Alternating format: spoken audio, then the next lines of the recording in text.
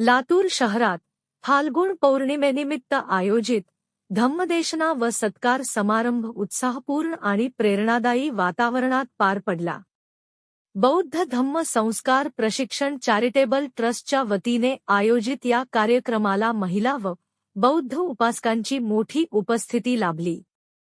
प्रमुख मार्गदर्शन करताना पूज्य भिक्खू पय्यानंद थेरो यांनी सांगितले की गौतम बुद्धांनी मानवजातीला करुणा, बंधुता आणि शांततेचा संदेश दिला।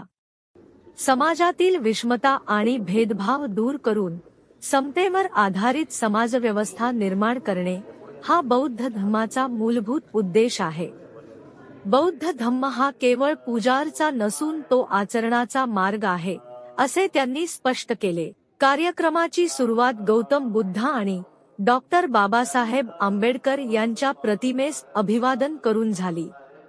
त्यानंतर भंते बोधिराज यांनी उपस्थितांना त्रिसरण व पंचशील प्रदान केले।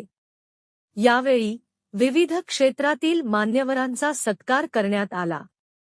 पुढे बोलताना भिक्खू पय्यानंद थेरो यांनी पंचशील, अष्टांगिक मार्ग आणि प्रज्ञाशील समाधी या तत्वांच्या आचरणातून व्यक्तिमत्व विकास आणि समाज परिवर्तन घडते, असे सांगितले।